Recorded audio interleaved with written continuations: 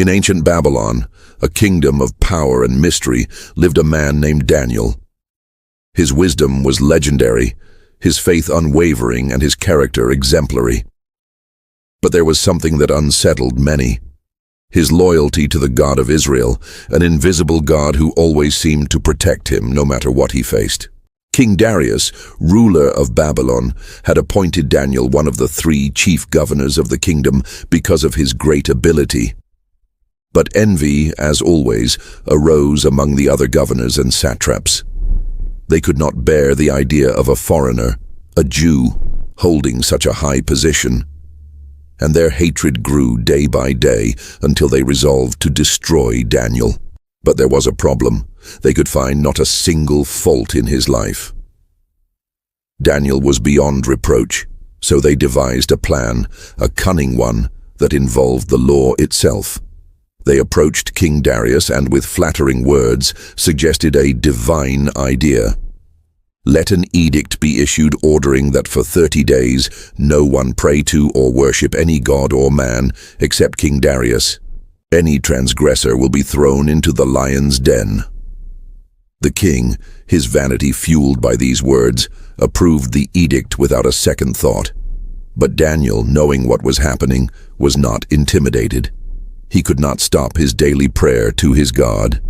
Every day, as always, he went home, knelt before the open window overlooking Jerusalem, and prayed 3 times a day, thanking and asking for help from the only God he knew. When the conspirators saw Daniel praying, they immediately denounced him to King Darius.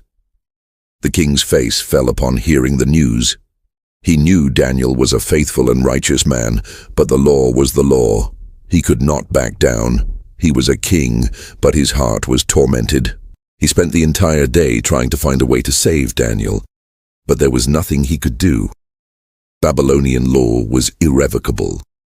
When night fell, Darius approached Daniel and, with a look of sorrow, said, "Daniel, will your God, whom you serve so faithfully, deliver you from the lions?" With a gleam in his eyes, Daniel replied, "May my God protect me, O king, but I will remain faithful to him to the end." The king, with a heavy heart, ordered that Daniel be taken to the lion's den. In the den, it was pitch dark. The lions' roars echoed like thunder, and their eyes gleamed with insatiable hunger. The men who had accused Daniel watched from the top of the den, savoring the moment. This is the end of Daniel, they thought. But at that moment, something miraculous happened. As the lions drew near, Daniel knelt, closed his eyes, and whispered a prayer to his God. And suddenly, the lions stopped.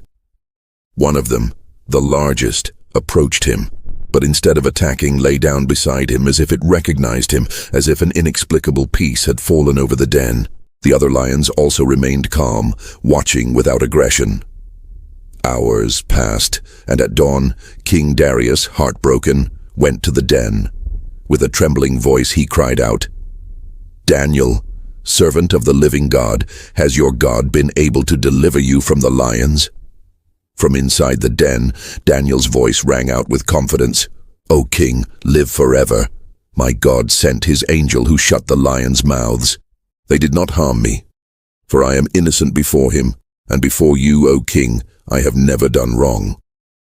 The king, filled with amazement and gratitude, ordered Daniel to be lifted out of the den. And when they did, they found not a scratch on him. The people of Babylon were astonished, and King Darius, with great solemnity, issued a new decree. "Let the God of Daniel be feared and revered throughout my kingdom.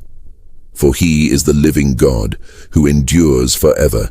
His kingdom will not be destroyed, and his dominion is an everlasting dominion." And so, Daniel not only emerged unharmed, but his faith was proclaimed throughout the empire. The envious men who had accused him were themselves thrown into the lion's den, and what happened to them was even more terrifying. The lions devoured them before they reached the bottom of the den.